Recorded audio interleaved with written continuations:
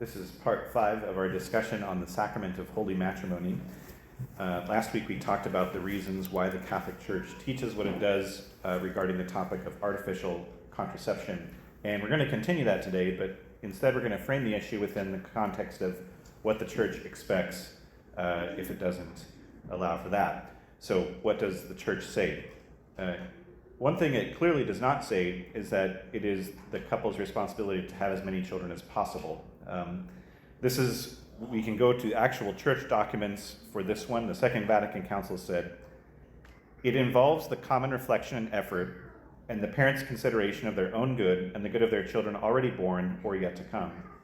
It involves the ability to read the signs of the times of their own situation on a spiritual and material level. And finally, an estimation of the good of the family, of society, and of the church. So basically, a couple gets to say, okay, are we at a point right now where we can have children? Are we at a point right now where we are able to bring another life into the world? Or would it be irresponsible for us to do that right now? And the couple, they can ask themselves other questions. Is the reason that we don't want to have a child right now because we're afraid to? Or is the reason that we don't want to have another child right now is because we're being selfish? Or is it because we're being wise? If it's because you want to be able to afford a bigger house or a nicer car or a new side-by-side or a nice vacation every year, that's not out of wisdom or responsibility. That's out of personal motivations.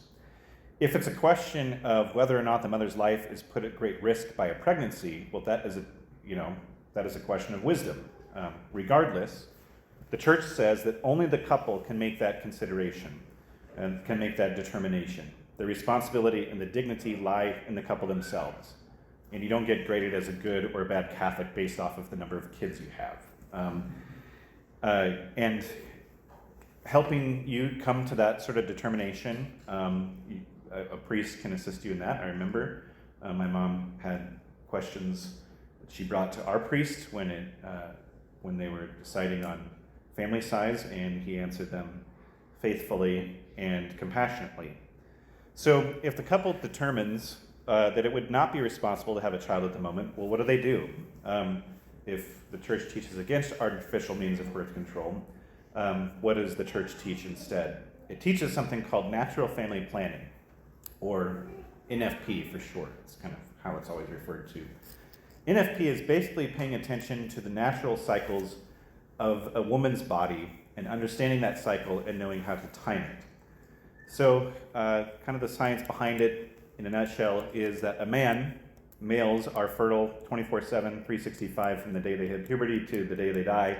As long as all the parts work correctly, they can have children. But on the other hand, the woman's body usually only ovulates or produces an egg at a certain time each month, which means that there are a number of days every month where a woman simply cannot possibly conceive. If there's no egg, conception can't take place. And so what NFP does is it determines, using science and physical signs in the woman's body, which days she can conceive and which days she can't. Each woman is probably a little bit different, so figuring out her fertile days and infertile days, it takes effort. And so the couple meets with an NFP practitioner, usually a nurse, who helps the couple make a monthly chart to figure out when the wife is fertile or infertile during a typical month. And that way a couple can plan for or avoid a pregnancy for legitimate reasons. John Paul II worked with Mother Teresa to teach impoverished women in India to be able to use NFP. These women had an average of a 4th grade education level at the most. They were living in complete poverty, and it turned out that natural family planning was 98 to 99% effective at both avoiding and achieving a pregnancy. And the science behind natural family planning and new methods of doing so is always advancing. If you keep up on this stuff, it seems like a brand new method comes out every few years. Gone are the days of taking temperatures and guesswork. So when you hear the pro-abortion crowd says this, that natural family planning kills women, I don't really understand what they mean by that, because it's simply observing signs in the woman's body is all that it is. And I haven't heard of anybody dying because of observation. But anyways, at the end of the letter Humanae Vitae, I talked about last week, Pope St. Paul VI called upon Catholic physicians and OBGYNs to become pioneers in the subject of women's health. And at least one of those doctors took that directive seriously, Dr. Thomas Hilgers of Omaha, Nebraska. He founded what is appropriately named the Paul VI Institute, and it has become the leading medical facility for women's health in the world, to be quite honest. His method of family planning, called NAPRO technology, it not only determines women's fertility to a 99% accuracy, it also has become a life changer for many women and many couples. It isn't just a baby planning method, it's a system that can detect and address and sometimes even cure infertility issues and serious obstacles to women's health. I have a friend, Taylor, he and his wife, they had been married for 3 years and they were not able to have children. And so they went to Dr. Hilgers and he did an overall sort of evaluation. And it turns out that Taylor's wife, Kara, had extremely high levels of estrogen and extremely next to no levels of progesterone, which is what was likely happening is that she was almost always actually able to achieve a pregnancy, but her progesterone levels were so low that all of those pregnancies were ending in miscarriage, whether she realized it or not. So while they were trying to get pregnant, and then for the first trimester of her pregnancies, Dr. Hilgers prescribed a progesterone supplement for Taylor's wife, and they now have 4 children, Jonathan, Nicholas, Cecilia, and Anthony. The Pope Paul VI Institute has been able to overcome what were once thought to be insurmountable fertility issues, even something as serious as endometriosis. Women who have been told by other doctors that they would never be able to have children, they have been blessed with children because of doctors like Dr. Hilgers and technology like NAPRO technology. If you recall, Anne and Travis McCarville, they used to be parishioners here in Cambridge. They were told that they would never be able to have children, but they went to Dr. Hilgers and they call their kids Blake and can't remember the other one's name. Anyways, they refer to them as miracle babies. But it's only considered a miracle because doctors, I get the impression, are basically taught in medical school to prescribe some form of birth control for every women's health issue that there is. And, that's like using a nuclear bomb to catch a thief. It blasts the female reproductive system with such levels of hormones that it results in all the side effects that I talked about last week. Blood clots, strokes, heart attack, breast cancer, osteoporosis. And in the end, the drug doesn't actually solve the issue that is at hand. It just masks it by basically shutting down the reproductive system entirely.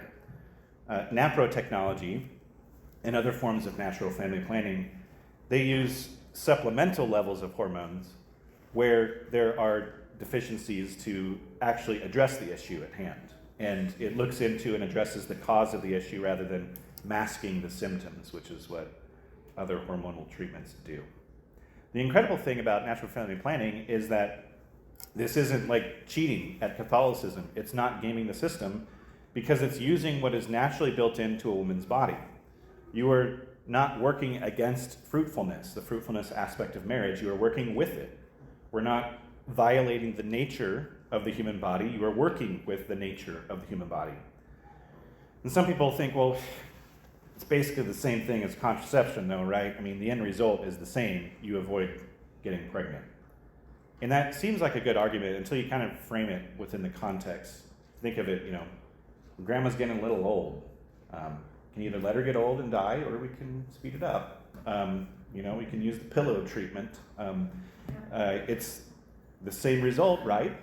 Eventually. The difference is that one is the natural course of things, and the other is a violation. It is murder.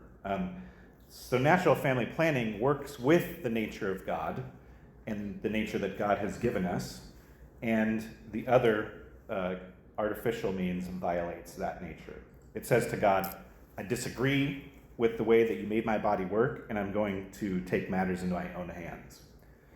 And when we take matters into our own hands, when we wrestle control away from God, it rarely goes well. Just ask Adam and Eve. The number one cited reason for divorce in the United States is a breakdown in communication. But with natural family planning, the husband and the wife, they have to communicate to know when her fertile days are and when her infertile days are, when they can and when they can't have a baby. And what that does is it makes sexuality more than just a physical act. It makes it an act of communication. It makes the most intimate part of your relationship together a communicative act. Natural family planning also teaches couples self-control. Artificial means birth control. It promotes sexual gluttony. Kind of the goal when you're using those methods is, to have a sexual encounter 24/7 whenever you want. Gluttony is, of course, a bad thing because it abuses things that are naturally good and beneficial. Another way that I like to think of natural family planning is, think of human life on the most fundamental of levels, like on the atomic level, really. Since the beginning of the universe, there's been nothing new, essentially. The atoms that make up your body are made up of atoms that were sent into our solar system by an exploding star billions of years ago. It's just recombining the same basic elements over and over. And everything in the observable universe is that. It's just a recycling and rearranging of the same stuff. And so what that means is that the only truly new thing that ever comes into existence since the creation of the universe is the human soul. And God gives human beings the power to create something new, truly new, on the same level as let there be light. And when we do that, a human soul that is unique and unrepeatable and eternal comes into existence. And that is an incredible power, an incredible gift. Such an incredible gift that God had to make marriage to protect that gift. So to say no to that gift is a serious thing. What does it say when we cut the most intimate part of our marriage away from God? I've got a story about this very thing in my own family. So when my mother was pregnant with my youngest brother, John, there were complications that required surgery while he was still in utero. So it was a pretty serious thing. Serious enough that, mom and dad perhaps considered it a sign maybe God was telling them that they were done having children. And later on, Dad went on a men's retreat, and he came back from that time of prayer, from that time alone with God, and he told my mother, "Lori, I think God wants us to have another baby." And my mom told him, "You know what? You're crazy." And after that, my mom went on a women's retreat, and after a time of prayer, a time alone with God, she came to the same conclusion: you're right. And my sister Mary was the result. And to me, this is a beautiful story of how two people cooperated with God's plan. They turned the most intimate part of their marriage into a prayer. They made the most intimate part of their marriage into the most intimate part of their relationship with God. And I can say with absolute certainty that I know that if Mary had not been born, I would not be a priest. And God only knows the effect that one priest can have on the world. And this is coming from somebody who will never have children of their own. Think of every married couple. My grandparents were open to life. My dad's parents were so open to life they adopted him. My mother's parents were so open to life they had 8 children. And from these two couples, over 200 direct descendants have been born into the world. And each of those people will likely go on to have hundreds of descendants themselves. And who knows how many priests will be among them. Think of all the times that we've said no to God, to any part of his plan, not just the number of kids we have, but any part of his plan that we say no to. It has ripple effects on the world around us for the rest of time, an impact that only God knows the answer to. The best thing that my parents ever did for me, ever gave to me, more than the house that we grew up in, or the food on the table, or the clothes on our back, the best thing they ever gave to us was my siblings. A priest of our diocese, Father Sean Kilcawley, he likes to pose the question, is it better for a baby to be wanted or to be welcomed? And I ask my students this, and often their answer is, well, it's better to be wanted. And to me, that's tragic. Because if the only reason you exist is because your parents desired you to be born, that makes you the object of your parents' will. You only exist because someone wanted you to. To me, that's a lot of pressure. What if you don't turn out the way that they wanted? How do you measure up to that kind of expectation? But if a baby is welcomed, it's because their parents involved God in the process. Rather than being an accident or a surprise, which I cringe when I hear people say. Rather than being accidental, they were a gift. And being open to God's will and planning your family is telling your children that they're loved regardless of who they are or who they become. There's no pressure to perform. My mother always gets annoyed when people tell her, oh, you have a son that's a priest, you must be so proud. And her answer is, I have 5 sons and I'm proud of all of them. Now, obviously, there are couples who can't have children. There are couples who have had to have medical procedures that, for health reasons, that make it impossible for them to have children. And if your doctor has told you that a pregnancy is going to risk your life, well, obviously you take that to prayer, and if you need spiritual advice or assurance, talk to your priest. That might be God's way of telling you that you've had your last baby. You might have heard the statistics out there. Hardly anybody follows the church's teaching on family planning, but there is another stat where in the United States, 50% of all marriages end in divorce. And couples that don't practice natural family planning, they fall right in line. So no matter the race, the tax bracket, Catholic, Muslim, Jew, atheist, 50% of all marriages in the United States end in divorce. But for couples that practice natural family planning and follow the church's teaching on marriage, guess what the divorce rate is? 3%. Over 10 times the chance of a successful marriage. Who wouldn't want to take those odds? So those are the reasons that the church proposes natural family planning. Number one, it's 100% natural and healthy. No test subjects died while testing an FP, like the pill.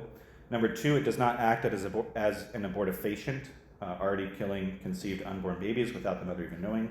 Number three, it demands communication between the spouses, which is key to marriage. Number four, it requires moderation, and it fights against sexual gluttony.